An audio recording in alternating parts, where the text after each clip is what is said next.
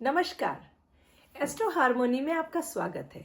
आज बात करते हैं सैटर्न, जो कि नंबर 8 को गवर्न करते हैं न्यूमरोलॉजी में, जो डिसिप्लिन, रिस्पॉन्सिबिलिटी और स्ट्रक्चर का प्लैनेट कहलाते हैं।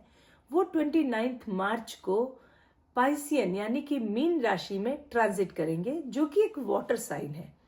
इनके प्लैनेट जो हैं वो जुपिटर हैं, जो न्यूमरोलॉजी में नंबर 3 को गवर्न करते हैं, जो इमोशन, स्पिरिचुअलिटी और इंट्यूशन के प्लैनेट कहलाते हैं। ये उनको रिप्रेजेंट करते हैं। जब सैटर्न जो है पाइसियन में ट्रांजिट करेंगे तो आप इमोशनल डेप्थ, स्पिरिचुअल अवेकनिंग और कार्मिक लेसन के साथ ब्लेंड करेंगे। इस पीरियड में आपको अपनी प्रैक्टिकल लाइफ, जो कि सैटर्न का इन्फ्लुएंस है, और आपकी स्पिरिचुअल लाइफ, जो कि जुपिटर का इन्फ्लुएंस है, के बीच में बैलेंस करने की जरूरत होगी। ये ट्रांजिट आपको इमोशनल बैगेज, जो हिडन अनरिजॉल्व इश्यूज हैं, जो ऐसे इश्यूज हैं जिसको आप ग्रज लेके आज तक चले आ रहे हैं, उनको आपके सामने लाएगा और आपसे बार बार ये पुश करेगा कि आप इनको सॉल्व कीजिए। अब पहले सैटर्न की एनर्जी को समझते हैं।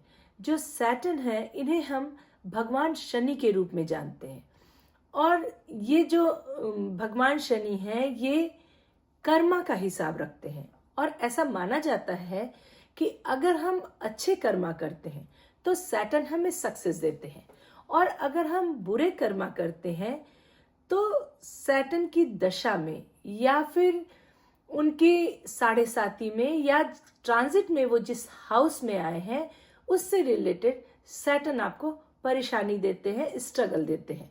और ऐसा भी मानते हैं कि उनकी दशा उतनी अच्छी नहीं जाती है। ये एक हार्डवर्क, पेशेंस, डिसिप्लिन, रिस्पॉन्सिबिलिटी के प्लैनेट कहलाते हैं। ये सारी चीजें ये सिखाते हैं। और शनि का जो नंबर है वो न्यूमरोलॉजी में नंबर 8 से माना जाता है, जो मटेरियल सक्सेस और कार्मिक जस्टिस को रिप्रेजेंट करता है। ये नंबर स्टेबिलिटी और लॉन्ग टर्म गोल की और रिवॉर्ड की बात करता है। वहीं जो जुपिटर है, जो नंबर 3 की एनर्जी है, जो जुपिटर है, इनको हम लोग गुरु के रूप में देखते हैं, जिनका संबंध विजडम, स्पिरिचुअलिटी, ग्रोथ और एक्सपेंशन से होता है। और इन्हें हम एज अ गाइड या एज अ ब्लेसिंग या एज अ लक के रूप में मानते हैं। कहते हैं ये लक के भी देवता कहलाते हैं। ये हमें स्पिरिचुअल और इमोशनल ग्रोथ का रास्ता दिखाते हैं।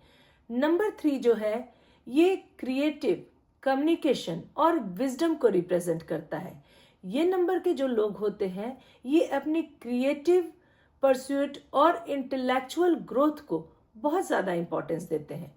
अब जब दोनों एक साथ, मतलब एक हार्डवर्क वाले सैटर्न और एक ब्लेसिंग वाले जुपिटर, जब दोनों एक साथ मिलेंगे तो आपको अपने गोल को अचीव करने के लिए हार्डवर्क, डिसिप्लिन और स्पिरिचुअल ग्रोथ, विजडम, इन दोनों को बैलेंस करना पड़ेगा, इन दोनों का सहारा लेना पड़ेगा। मतलब कि आपको अपने इमोशनल और मटेरियल ग्रोथ दोनों को बैलेंस करने की जरूरत होगी। अगर आपको अपने गोल को अचीव करना है तो आपको इन दोनों को पैरेलली वर्क करना पड़ेगा। इन दोनों पे सिर्फ आप मटेरियलिस्टिक नहीं हो सकते या फिर सिर्फ आप स्पिरिचुअल नहीं हो सकते। तो अपने गोल को अचीव करने के लिए आपको इन दोनों में बहुत ज्यादा बैलेंस बनाना पड़ेगा। साथ ही इस पीरियड में आपको अपने पास्ट कर्मा को समझने का और उसको रिजॉल्व करने का मौका भी मिलेगा। इन शॉर्ट ये कह सकते हैं कि सैटर्न का पाइसियन में और जुपिटर की एनर्जी का जो कॉम्बिनेशन है, वो डिसिप्लिन और स्पिरिचुअलिटी का एक कॉम्बिनेशन है, जिसमें आपको अपने मटेरियल गोल के साथ स्पिरिचुअल ग्रोथ को भी ध्यान देना पड़ेगा, और साथ ही रिलेशनशिप में ऑनेस्टी और इमोशनल क्लियरिटी को भी लाने की बहुत ज्यादा जरूरत है। अब बात करते हैं कि अगर आपका बर्थ नंबर 8 है या फिर आपका डेस्टिनी नंबर 8 है या आपका नेम नंबर 8 है, तो आपके ऊपर इसका क्या इफेक्ट पड़ेगा। अगर आपको आपका बर्थ नंबर, डेस्टिनी नंबर और नेम नंबर पता है तो बहुत अच्छा है। अगर नहीं पता तो मैं आपसे ये शेयर कर रही हूँ। देखिए इसको कैसे कैलकुलेट करते हैं, इसको देख के आप कैलकुलेट कर लीजिए तो आपको आपका बर्थ नंबर, डेस्टिनी नंबर और नेम नंबर पता चल जाएगा।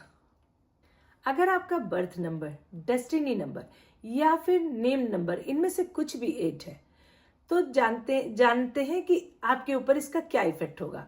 नंबर 8 वालों के लिए ये एक ट्रांसफॉर्मेशनल पीरियड हो सकता है। ये टाइम करियर, स्पिरिचुअलिटी, हेल्थ और रिलेशनशिप पर बहुत ज़्यादा इम्पैक्ट करेगा। सैटर्न की डिसिप्लिन और हार्ड वर्क और जुपिटर की इमोशनल और स्पिरिचुअल डेप्थ के साथ आपको बैलेंस करना बहुत ज़रूरी होगा। करियर में 8 नंबर वालों को इमोशनल और स्पिरिचुअल ग्रोथ की तरफ भी ध्यान देना होगा।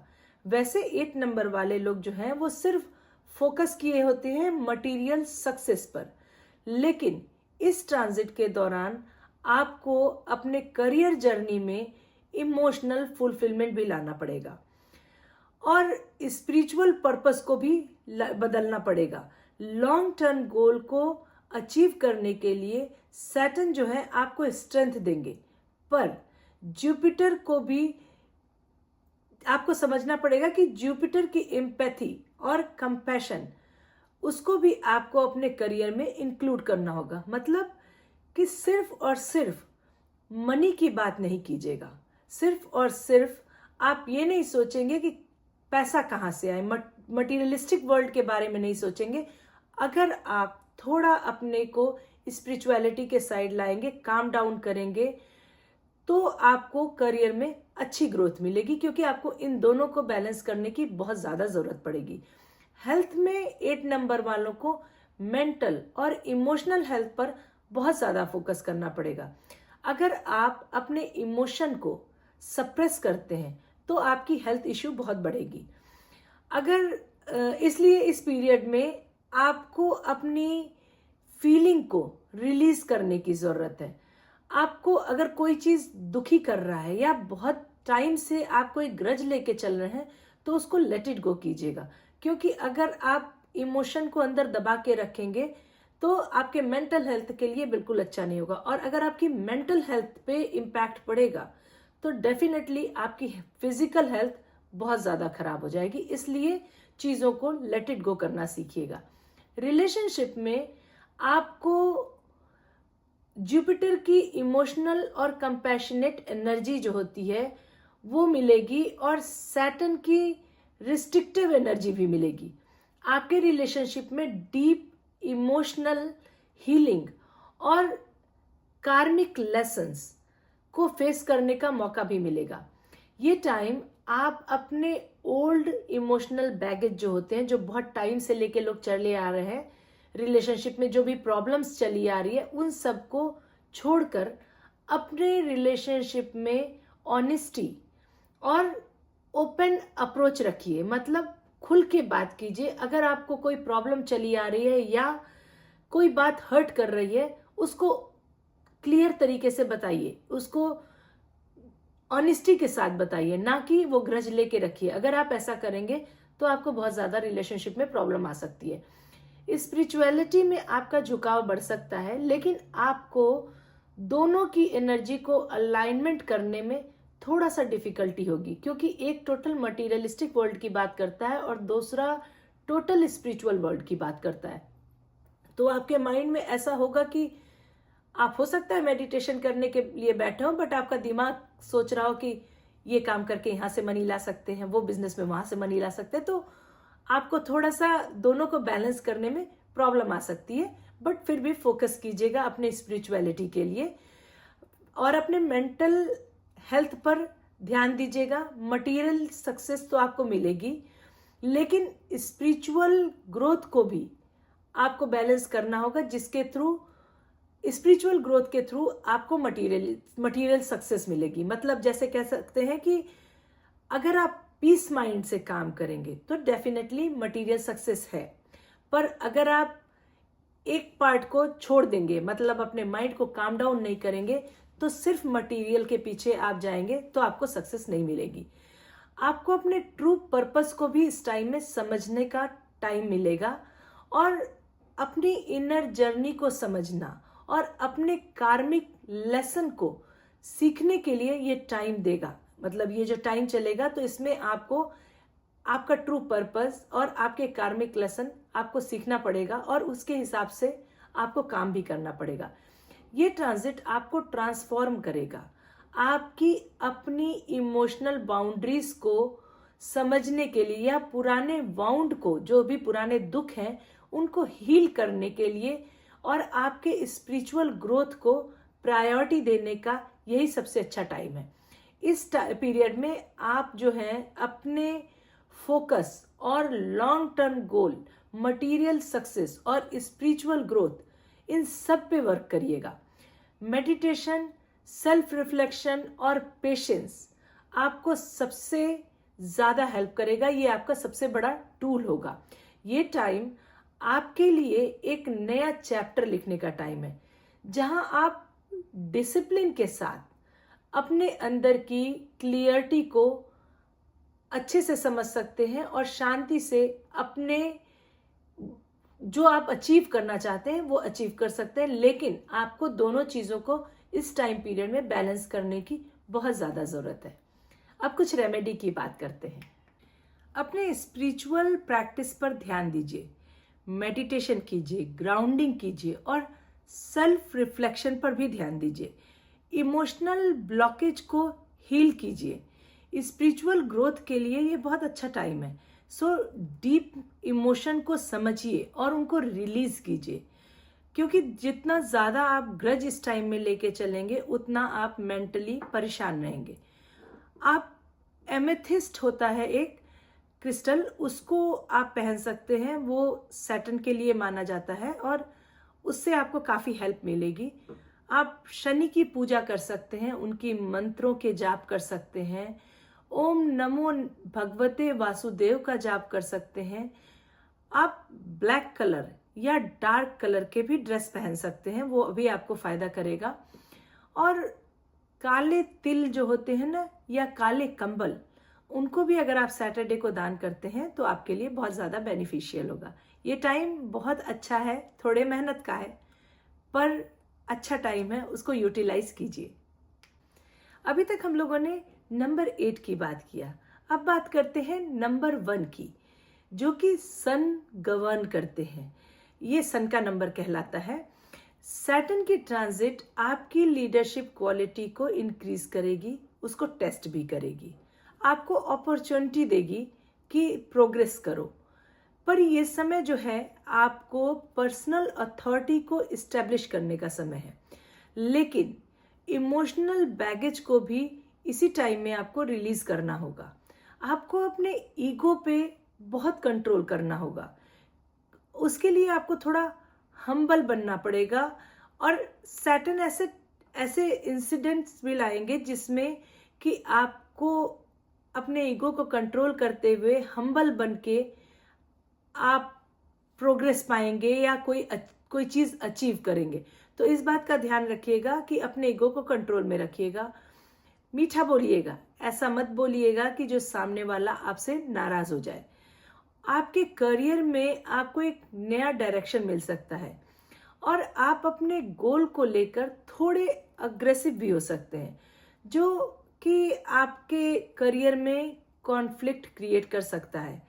इसलिए पेशेंस रखिएगा, अपने ईगो पे कंट्रोल रखिएगा और हम्बल बने रहिएगा। तो ये टाइम पीरियड आपके लिए अच्छा होगा। आपको सूर्य को स्ट्रांग करना चाहिए। उसके लिए आप सूरज को जल चढ़ा सकते हैं, सूर्य देव की पूजा कर सकते हैं, उनके मंत्रों का जाप कर सकते हैं और सूर्य नमस्कार भी अगर आप कर सकते हो तो वो भी आपके लिए बहुत फायदेमंद होगा। किसी भी तरह से सूर्य की पूजा कीजिए जिससे आपका सूर्य और स्ट्रांग हो, तो आपको एक अच्छा पीरियड ये रहेगा आपके लिए। अगर आपका नंबर 2 है तो आप मून से गवर्न है। ये ट्रांजिट आपको इमोशनल हीलिंग और क्लियरिटी के लिए जो है बहुत ही ज़्यादा फेवरेबल टाइम है। आप अपने अंदर की इमोशनल ब्लॉकेज को रिलीज कर पाएंगे इस टाइम पीरियड में। इनर पीस को बैलेंस करना, इमोशनल लाइबिलिटी को समझना और हील करना, सेल्फ केयर करना, मेडिटेशन रूटीन फॉलो करना बेनिफिशियल होगा इस टाइम में। नहीं तो सैटर्न की जो एनर्जी है वो आपको ओवर थिंकिंग और इनसिक्योरिटी देगी। इस टाइम में अगर आप मून मेडिटेशन करते हैं, मून मेडिटेशन होता है फुल मून या हाफ मून जो होता है, उस टाइम में लोग बाहर बैठ के मेडिटेट करते हैं, घर के अंदर भी मेडिटेट करते हैं, जैसे भी आपसे हो सके।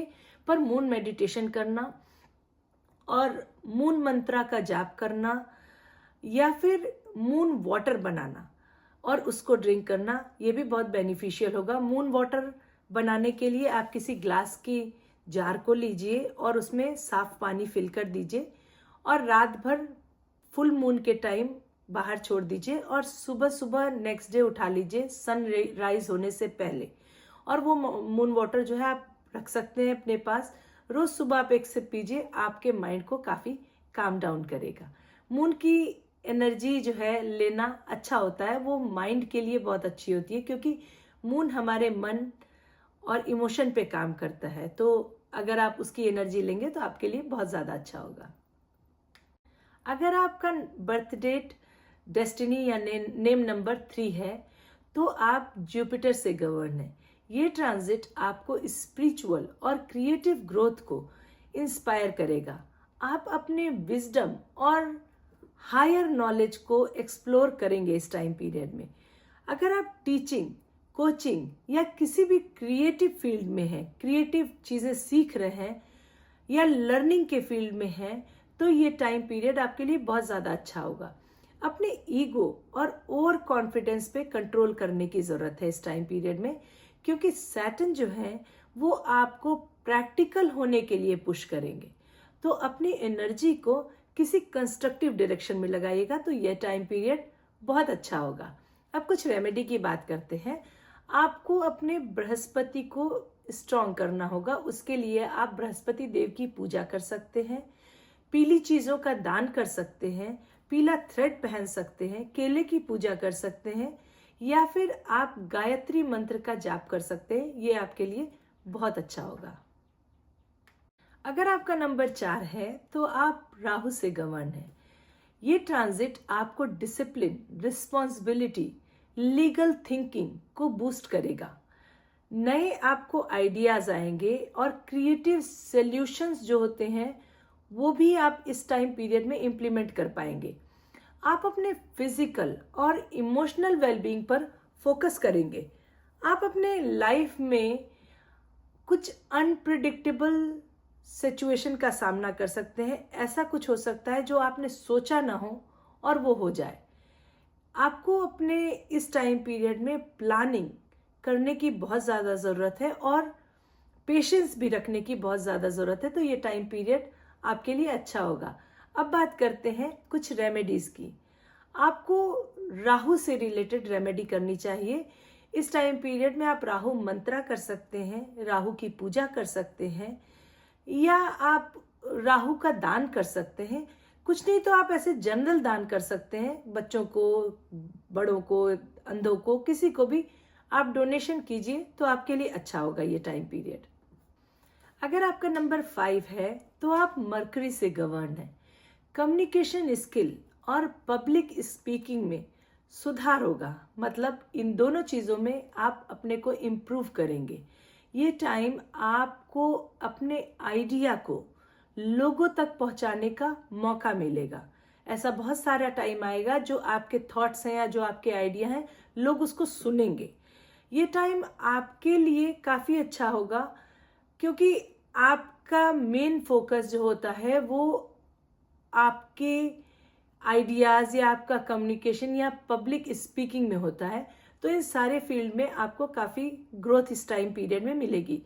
आपको डिसिप्लिन, इमोशन और स्पिरिचुअल स्टेबिलिटी पर भी ध्यान देने का टाइम इस टाइम में होगा। आपको इम्पल्सिवनेस को कंट्रोल करना होगा और डिसीजन मेकिंग जो आपकी है उसमें थोड़ा पेशेंस रखना होगा। हर ही डिसीजन लेना या हर एक चीज़ को फास्ट तरीके से, ओ मेरी आइडिया पसंद आ गई बस मैं इस पे काम करता हूँ, ऐसे नहीं करना होगा। आपको थोड़ा पेशेंटली चीज़ों को करने की ज़रूरत होगी। पर डेफिनेटली आपकी आइडिया लोगों को पसंद आएगी और आप लोगों से पब्लिक स्पीकिंग में या कम्युनिकेशन में आप लोगों को अपनी चीजें समझा पाएंगे। ये चीज आपके लिए बहुत अच्छी होगी, उसका अच्छे से यूटिलाइज कीजिएगा, रश में काम मत कीजिएगा। आपको रेमेडी के तौर पे अपने मरकरी को और स्ट्रांग करना चाहिए, जिससे कि आपकी कम्युनिकेशन स्किल या पब्लिक स्पीकिंग में आपको कोई प्रॉब्लम ना आए। आप बच्चों की हेल्प कर सकते हैं, उन्हें बुक देके, उन्हें पढ़ा के, या जैसे भी हो फीमेल बच्चों की हेल्प कर सकते हैं। अपने घर की बहनें हैं, बेटियां हैं, जो भी फीमेल्स हैं, उनकी रिस्पेक्ट कीजिए, उनकी हेल्प कीजिए, ये आपके लिए अच्छा होगा। बुद्ध मंत्र का आप जाप कर सकते हैं या बुद्ध की पूजा कर सकते हैं। अगर आप नंबर 6 हैं तो आप वीनस से गवर्न है। ये ट्रांजिट जो है वो आपको रिलेशनशिप और इमोशनल रिस्पॉन्सिबिलिटी को समझने के लिए अच्छा टाइम है। इस टाइम में आप अपने सेल्फ वर्थ और इनर पीस को अच्छे से समझेंगे। आपको अपनी इमोशनल बाउंड्रीज इस टाइम पीरियड में सेट करना चाहिए और एक हेल्दी रिलेशनशिप को डेवलप करना चाहिए। अगर आप करियर में आर्टिस्टिक साइड में हैं या फिर डिजाइनिंग फील्ड में हैं, तो या ऐसे लोगों से आप जुड़े हुए हैं, तो आपको बहुत ज़्यादा फायदा मिलेगा। आपको इस टाइम पीरियड में अपने कंफर्ट जोन से बाहर निकलना चाहिए, क्योंकि आप तभी ग्रो कर पाएंगे जब आप अपने कंफर्ट जोन से बाहर निकलेंगे। और डिसिप्लिन रखना, अपने पर्सनल और प्रोफेशनल गोल में बैलेंस करना इस टाइम पीरियड में आपके लिए बहुत ज़्यादा ज़रूरी है। अब हम कुछ रेमेडी की बात करते हैं। रेमेडी के तौर पे आपको अपने शुक्र को इन्हेंस करना चाहिए, और शुक्र को इन्हेंस करने के लिए आपको अपने लुक पे बहुत ज़्यादा ध्यान देना चाहिए। अच्छे कपड़े पहनना, साफ सुथरे कपड़े पहनना, अपने हेयर को कोम करना, डेली बाथ लेना, परफ्यूम लगाना, ये सारी चीज़ें जो कहते हैं ना, आपका आउटलुक कैसा है, इन सारी चीज़ों पे आपको ध्यान देना होगा। इससे शुक्र खुश होते हैं। आपकी मर्जी हो तो आप शुक्र की पूजा भी कर सकते हैं, वैभव लक्ष्मी की पूजा कर सकते हैं, फ्राइडे के दिन आप लक्ष्मी जी की पूजा कर सकते हैं। बट सबसे बेसिक चीज़ है कि आप खुद की केयर कीजिए, अपने बाहर के लुक की केयर कीजिए, क्लीन रहिए, परफ्यूम लगाइए, तो अच्छा रहेगा आपके लिए। अगर आपका नंबर 7 है तो आप केतु से गवर्न है। ये ट्रांजिट आपको स्पिरिचुअल ग्रोथ और सेल्फ रिफ्लेक्शन के लिए बहुत इम्पोर्टेंट टाइम है। ये समय में आप जो है अपनी इनर विजडम और इंट्यूशन को बहुत एक्सप्लोर करेंगे। सैटर्न आपको स्पिरिचुअल पाथ को सीरियस तरीके से लेने में और आपके हायर पर्पस को समझने के लिए बहुत पुश करेगा। आपको अपने स्पिरिचुअल अवेकनिंग, डीप मेडिटेशन की तरफ भी अट्रैक्ट करेगा। आपको आइसोलेशन और ओवर थिंक से बचने की बहुत ज़्यादा ज़रूरत है। आपको अगर कोई बात परेशान करती है तो या तो उसको लिख के या बोल के उसको बाहर निकालिएगा, उसको सोचते मत रहिएगा, क्योंकि अगर आप ओवर थिंकिंग करेंगे तो ये टाइम पीरियड में आपको प्रॉब्लम आएगी। आपको इस टाइम पीरियड में स्पेशली अपने इंट्यूशन पे बहुत ज़्यादा बिलीव करना पड़ेगा और नेगेटिव थॉट, नेगेटिव स्पीक से दूर रहना होगा। जो लोग ऐसी बातें कर रहे हैं आपसे जो कि आपके लिए नेगेटिव है या नेगेटिव टॉक है, किसी और के लिए भी नेगेटिव है, तो ऐसी बातों को मत सुनिएगा, उनसे दूर रहिएगा। सोचिएगा भी मत। कोई फालतू चीज़ें अगर माइंड में आती हैं तो उसको बाहर निकाल के अपने माइंड को काम डाउन करने की कोशिश कीजिएगा, क्योंकि ये टाइम में सैटर्न आपको डेफिनेटली पुश करेंगे एक अनदर साइड के लिए, अच्छे इंट्यूशन के लिए, स्पिरिचुअल पाथ के लिए। तो इस टाइम का अच्छा यूटिलाइज कीजिएगा। आपको कुछ रेमेडी बताती हूँ, वो भी आप कर सकते हैं। एक कैट्स आई करके क्रिस्टल होता है, कैट्स आई जो केतु के लिए पहनाया जाता है और वो इंट्यूशन में भी बहुत ज़्यादा हेल्प करता है। तो आप चाहें तो कैट्स आई पहन सकते हैं अगर आप थोड़ा स्पिरिचुअल साइड में हैं या आपको चाहिए कि मेरे को अपना इंट्यूशन इन्हेंस करना है, तो कैट्स आई का ब्रेसलेट आप लेके मेडिटेशन कर सकते हैं, उसको पहन सकते हैं। केतु की पूजा कर सकते हैं, जाप कर सकते हैं, डॉग की केयर कर सकते हैं। ये सारी रेमेडी आपके लिए अच्छी होगी और ये टाइम पीरियड भी आपके स्पिरिचुअल ग्रोथ के लिए बहुत अच्छा होगा। मैंने 8 नंबर वालों का पहले ही बता दिया था। अब बात करते हैं नंबर 9 की, जो कि मार्स से गवर्न है। ये ट्रांजिट आपको कंपैशन और सर्विस पर फोकस कराएगा। आप अपनी एनर्जी को कंस्ट्रक्टिव डायरेक्शन में लगाएंगे। करियर और लीडरशिप रोल में आपको बहुत ज़्यादा सक्सेस मिलेगी इस टाइम पीरियड में।